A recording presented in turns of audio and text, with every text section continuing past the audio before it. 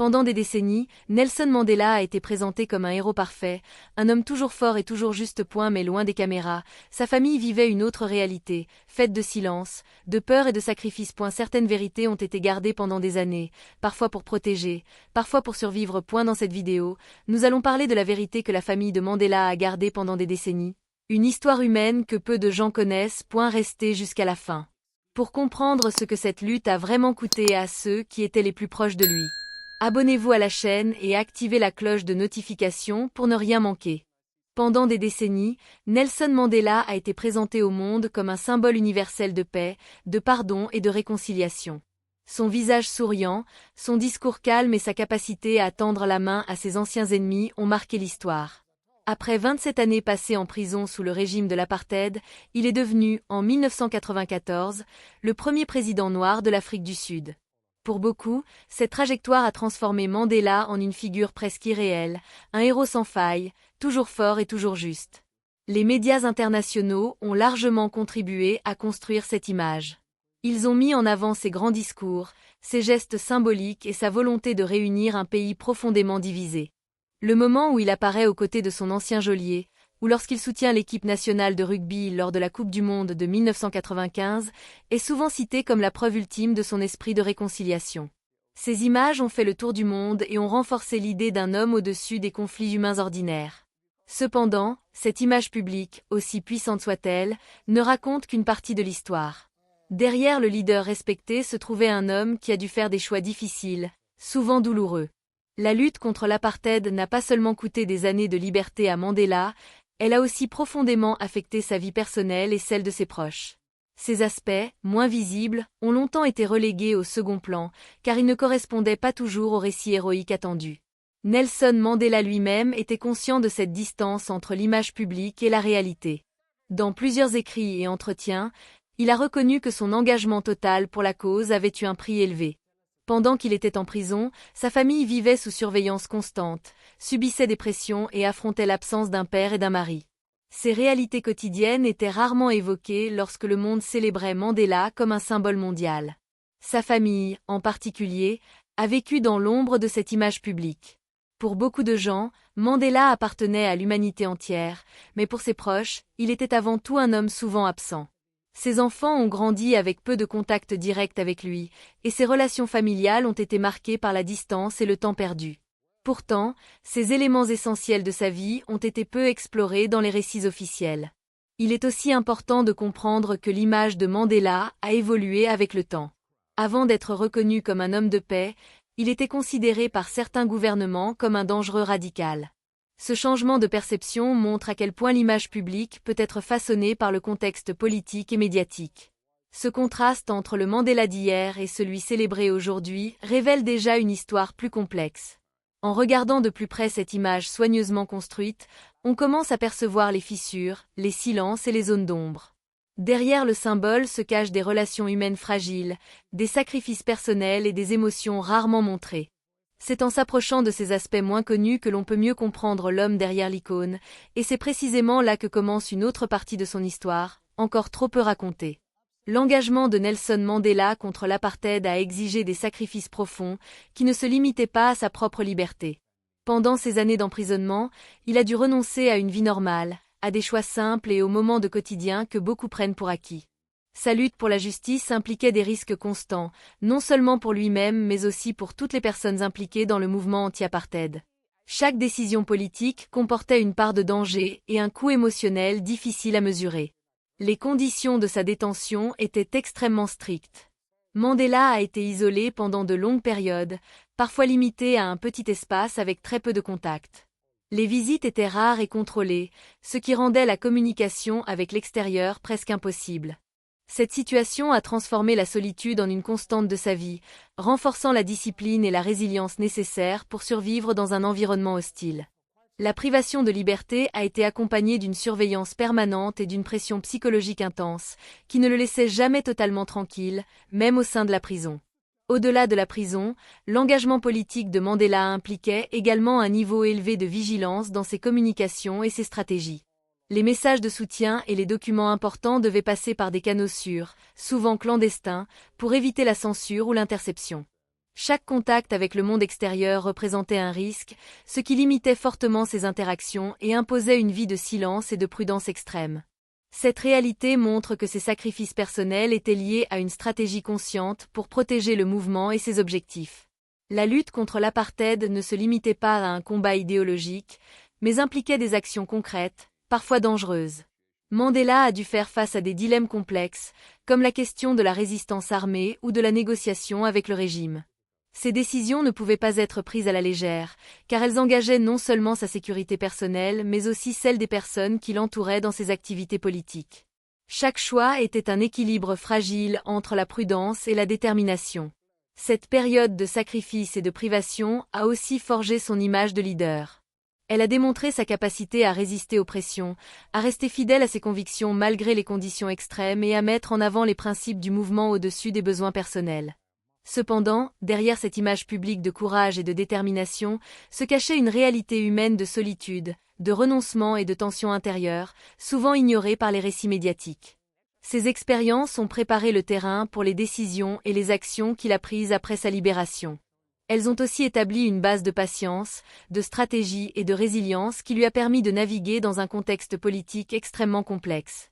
En suivant le fil de ses sacrifices, il devient possible de comprendre comment sa vie personnelle et son engagement public étaient profondément liés, préparant le lecteur à découvrir dans le chapitre suivant comment ses choix ont façonné les tensions et les défis qu'il a rencontrés dans sa lutte pour l'Afrique du Sud. Les longues absences de Nelson Mandela ont laissé des traces profondes dans sa vie personnelle. Pendant des décennies, il a été concentré sur la lutte contre l'apartheid, ce qui l'a éloigné des routines quotidiennes et des moments simples que beaucoup considèrent essentiels. Chaque jour passé à planifier des stratégies politiques ou à subir l'isolement de la prison renforçait la distance entre lui et le monde extérieur. Cette séparation, prolongée et imposée par des circonstances extrêmes, a généré des tensions invisibles mais bien réelles dans sa vie personnelle. Même en dehors de la prison, le rythme intense de ses activités publiques ne permettait pas de se consacrer à des moments privés. Les déplacements constants, les réunions politiques, les négociations complexes et les engagements internationaux accaparaient la majorité de son temps.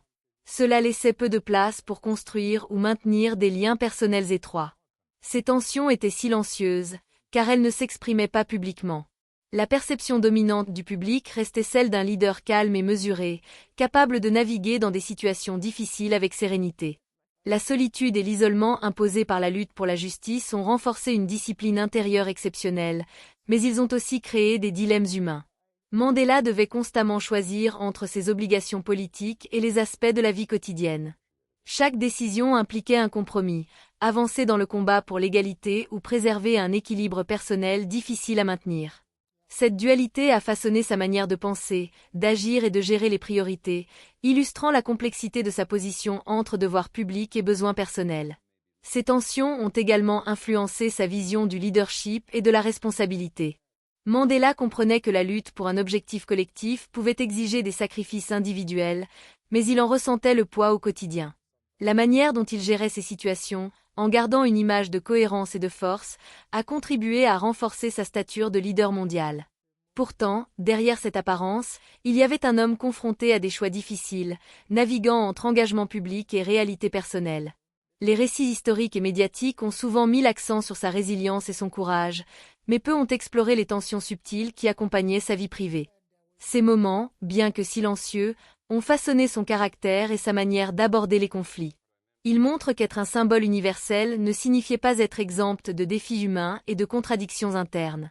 Cette perspective ouvre la voie à une compréhension plus complète de son parcours. Les sacrifices et les tensions de cette période n'étaient pas seulement des obstacles, mais aussi des forces formatrices. Elles ont préparé Mandela à affronter les défis futurs avec prudence et détermination. La manière dont il a géré ces tensions, souvent loin des regards du public, permet de mieux saisir les décisions cruciales et les stratégies qu'il adoptera dans les étapes suivantes de sa lutte pour l'Afrique du Sud, préparant ainsi le terrain pour le chapitre suivant où la douleur et les pertes personnelles se feront sentir de manière plus intense. La vie de Nelson Mandela a été marquée non seulement par la lutte pour la justice et l'égalité, mais aussi par des pertes profondément douloureuses. Les tragédies personnelles qu'il a vécues restent souvent en arrière-plan de l'histoire publique, car elles étaient gardées dans la sphère privée. Pourtant, ces événements ont façonné son caractère, sa résilience et sa manière de percevoir le monde. Pendant son emprisonnement, Mandela a appris à vivre avec l'absence et l'impuissance. Chaque nouvelle tragédie lui rappelait que ses choix politiques avaient des conséquences directes et indirectes sur sa vie personnelle. La perte d'être cher, sur laquelle il n'avait aucun contrôle, a été un test supplémentaire de sa force intérieure. Ces moments de douleur étaient invisibles pour le public, mais ils ont profondément influencé ses réflexions et ses décisions. La solitude imposée par la prison a amplifié ce sentiment de perte. Loin de tout soutien immédiat, Mandela devait trouver en lui-même la force de continuer à se battre pour un idéal supérieur, tout en portant le poids du deuil. Cette combinaison de responsabilités publiques et de douleurs personnelles a renforcé sa capacité à résister aux pressions extérieures et à maintenir une vision à long terme. Chaque épreuve renforçait sa discipline et son engagement, même lorsque le monde semblait insensible à ses sacrifices intimes. Ces pertes ont également révélé un Mandela profondément humain, capable de ressentir la peine tout en poursuivant sa mission. La capacité à continuer malgré la douleur témoigne d'un équilibre délicat entre émotion et devoir. Il a appris à transformer la souffrance en une énergie constructive pour soutenir la lutte contre l'injustice, montrant que la force morale ne signifie pas absence de souffrance, mais maîtrise et orientation de celle-ci. La manière dont il a géré ses pertes reste un exemple de résilience et de patience. Les tragédies n'ont jamais été utilisées pour attirer la sympathie ou pour modifier l'image publique qu'il souhaitait projeter. Au contraire, elles sont restées silencieuses, intégrées dans une vie où le service à une cause plus grande devait primer sur les besoins individuels. Cette approche a contribué à la perception d'un homme presque inébranlable, mais elle cache une histoire de douleur et de renoncement permanent. Comprendre cette dimension de sa vie permet de saisir l'importance du sacrifice personnel dans le parcours de Mandela. Les pertes qu'il a subies n'étaient pas seulement des événements isolés, mais des expériences formatrices qui ont influencé sa manière de voir le monde et de diriger. Elles ont renforcé sa capacité à empathiser, à écouter et à comprendre les souffrances des autres, qualité essentielle pour un leader confronté à la reconstruction d'un pays profondément divisé. Alors que le public se concentrait sur ses succès politiques et ses discours inspirants, ses douleurs personnelles demeuraient en arrière-plan, invisibles mais déterminantes. Elles ouvrent la voie au chapitre suivant, où le poids du silence et de la dignité devient central, révélant comment Mandela a transformé ses épreuves intimes en force morale et en leadership exemplaire, poursuivant ainsi son chemin sans jamais laisser le passé obscurcir sa vision pour l'avenir. La vie de Nelson Mandela et son engagement pour l'Afrique du Sud ont été marqués par une force silencieuse qui dépasse les gestes et les discours publics. Le silence, loin d'être un signe de faiblesse, a souvent été un choix stratégique et moral. Dans un contexte de lutte intense contre l'apartheid, chaque mot prononcé pouvait avoir des conséquences. Ainsi, garder certaines douleurs et épreuves personnelles à l'écart de la scène publique est devenu un moyen de protéger la cause et de préserver l'efficacité de son engagement. Le silence n'était pas simplement une absence de parole. Il représentait une forme de dignité, un contrôle sur sa propre histoire et sur la manière dont elle était perçue. Mandela a compris que ses expériences personnelles, si elles étaient révélées, pouvaient détourner l'attention de la lutte pour la justice. Chaque récit de souffrance individuelle risquait de réduire le message global de liberté et d'égalité, qui devait rester au centre de l'attention nationale et internationale. Ce choix de discrétion a demandé une maîtrise de soi exceptionnelle, car il impliquait de porter en soi des blessures intimes tout en continuant à inspirer et à guider les autres. Ce silence a aussi servi de protection face à la pression constante du régime de l'apartheid et des tensions politiques. Parler publiquement de certaines réalités aurait pu donner des armes à ceux qui cherchaient à discréditer le mouvement ou à diviser les partisans. Mandela a donc fait le choix de canaliser l'énergie vers des actions concrètes et stratégiques, en laissant les histoires personnelles dans l'ombre, tout en restant fidèle à ses principes. Cette discipline, silencieuse mais puissante, a contribué à renforcer sa stature de leader et à maintenir l'unité nécessaire au sein du mouvement anti-apartheid. En même temps, le silence reflétait un engagement éthique. Mandela a montré que la dignité ne se mesure pas seulement par les victoires publiques, mais aussi par la capacité à préserver son intégrité face à la souffrance. Porteur la douleur en privé, sans chercher la reconnaissance ou la pitié, a renforcé la crédibilité et la moralité de son leadership. Il s'agissait d'une force tranquille qui inspirait confiance et respect, démontrant que le courage peut exister en dehors des projecteurs et des applaudissements. Cette approche a façonné la perception de Mandela dans le monde entier. Elle a permis de projeter l'image d'un homme résolu, capable de transformer les épreuves personnelles en un moteur pour la justice et la réconciliation. Mais derrière cette façade de contrôle et de sérénité, la réalité humaine restait complexe. Les sacrifices silencieux, les pertes et les tensions accumulées ont modelé sa personnalité et sa manière de prendre des décisions, révélant que la grandeur publique n'exclut pas la fragilité personnelle. Le poids du silence et de la dignité montre comment Mandela a su conjuguer humanité et leadership. Chaque choix, chaque mot non prononcé, a contribué à préparer le terrain pour l'Afrique du Sud de demain.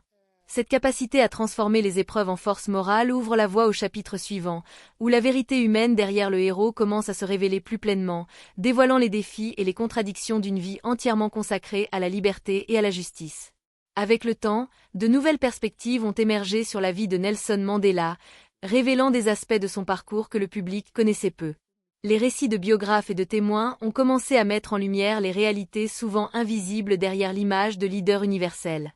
Ces révélations montrent que Mandela n'était pas seulement un symbole politique, mais aussi un homme confronté à des choix difficiles, naviguant entre responsabilités publiques et défis personnels complexes. Cette vérité humaine permet de comprendre la profondeur de son engagement. Chaque décision qu'il a prise était influencée par des considérations morales et stratégiques, souvent dans des circonstances extrêmes. Mandela devait équilibrer ses idéaux avec la réalité politique et sociale de l'Afrique du Sud, un pays profondément divisé par des décennies d'apartheid. Sa capacité à garder le cap, malgré les pressions et les tentations de compromis faciles, révèle un sens de la responsabilité peu commun. Le récit plus complet de sa vie met également en évidence la solitude inhérente à son rôle. Même entouré de collaborateurs et de partisans, Mandela devait porter le poids des choix lourds seul. La responsabilité de guider un peuple vers la liberté implique des décisions qui peuvent être impopulaires ou incomprises, et cela demande une résilience exceptionnelle. La perception publique de sérénité et de maîtrise cachait souvent les tensions internes et les dilemmes qu'il affrontait au quotidien. Les sacrifices personnels, bien que rarement discutés ouvertement, ont été essentiels à ses succès. Chaque moment de patience, chaque silence choisi, chaque compromis réfléchi a contribué à la consolidation de son leadership. Comprendre ces aspects permet de voir Mandela non seulement comme un symbole de réconciliation, mais aussi comme un être humain capable de force et de fragilité, capable de transformer ses expériences personnelles en leçons universelles sur le courage et la persévérance. Cette dimension humaine ne diminue pas son aura de héros, au contraire, elle la renforce. Elle montre qu'un leadership véritable ne réside pas seulement dans les victoires visibles, mais dans la capacité à rester fidèle à ses principes face à l'adversité, à apprendre de la souffrance et à continuer d'avancer malgré les obstacles. Mandela apparaît alors comme un homme qui a su allier vision, patience et humanité pour atteindre ses objectifs tout en restant profondément conscient de sa condition humaine. En explorant cette vérité humaine, il devient évident que son parcours est un mélange de triomphes publics et de défis privés, où chaque victoire a été accompagnée de sacrifices silencieux. Cette complexité enrichit la compréhension de son héritage et invite à réfléchir sur les dimensions moins visibles de la lutte pour la justice. Les choix difficiles qu'il a faits et la manière dont il a porté ses responsabilités révèlent un héros qui reste profondément connecté à l'expérience humaine, capable d'inspirer non seulement par ses actions, mais aussi par sa capacité à affronter la vie avec courage et dignité. Ainsi, derrière l'image emblématique de Nelson Mandela se cache un homme qui a dû constamment équilibrer la vision d'un peuple avec les réalités de sa propre existence. Cette vérité humaine ouvre la voie à une réflexion continue sur le prix de la liberté, la force morale nécessaire pour la défendre et la manière dont chaque décision, grande ou petite, contribue à forger l'histoire d'une nation.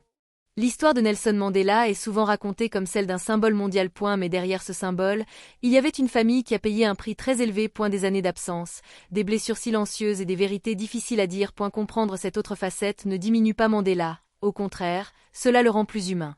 Si cette histoire vous a fait voir Mandela autrement, laissez un commentaire et partagez votre réflexion. Votre avis compte. N'oubliez pas de vous abonner à la chaîne et d'activer la cloche de notification pour découvrir les prochaines histoires cachées.